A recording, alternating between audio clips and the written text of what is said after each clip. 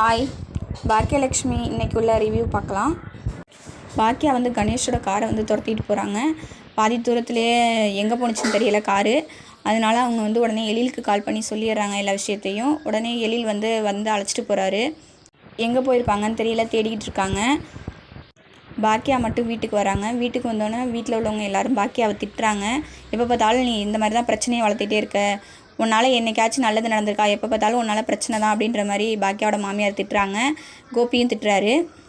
பாக்கியா அழுதிட்டுருக்காங்க. செலியன் தான் வந்து சமாதானப்படுத்துகிறாரு. பாக்கியா அமிர்தாவுக்கு ஏதாவது ஆயிருமோன்னு எனக்கு பயமாக இருக்குது, அவன் ஒரு சைக்கோ மாதிரி பண்ணுறான், ஏதாவது பண்ணிடுவான்னு எனக்கு ரொம்ப பயமாக இருக்குது அப்படின்ற மாதிரி சொல்கிறாங்க. அதெல்லாம் ஒன்றும் ஆகாதுமா, நான் போய் பார்த்துட்டு வரேன் அப்படின்னு சொல்கிறாங்க. உடனே பாட்டி சொல்கிறாங்க, எழில நீ உடனே வர சொல்லு, அவளையெல்லாம் தேட வேணாம், அவள் அப்படியே போட்டும் அப்படின்ற மாதிரி சொல்கிறாங்க. அவளால் தான் இவ்வளோ பிரச்சனை, அவளை கல்யாணம் பண்ணிட்டு வந்ததுலேருந்தே பிரச்சனை தான், அவள் அப்படியே போட்டும் அப்படின்ற மாதிரி சொல்லி பாட்டி திட்டுறாங்க. உடனே செலியன் போய் நான் போய் பார்க்குறேன் பாட்டி அப்படின்னு சொல்கிறாரு. நீ போய் பார்க்கக்கூடாது, எழில கூட்டிகிட்டு வரணும், நீனும் போய் தேடக்கூடாது அப்படின்ற மாதிரி சொல்கிறாங்க. கணேஷ் அமிர்தாவை ஒரு இடத்துல கொண்டாந்து வச்சுருக்காரு, கடத்திட்டு வந்து. நான் வீட்டுக்கு போகணும் அப்படின்ட்டு அமிர்தா சொல்கிறாங்க. இல்லை நீ அதெல்லாம் போகக்கூடாது, இதுதான் இனிமேல் நம்ம வாழ்க்கை அப்படின்னு சொல்லிட்டு, நான் ரொம்ப ஹாப்பியாக இருக்கேன், என் பொண்ணும் என் ஒய்ஃபும் என் கூட இருக்காங்க அப்படின்னு சொல்லிட்டு ரொம்ப சந்தோஷப்படுறாரு. அதோட இந்த ப்ரோமோ முடியுது. கணேஷ்கிட்டேருந்து அமிர்தா எப்படி தப்பிக்க போகிறாங்கன்னு தெரியலை, பார்ப்போம்.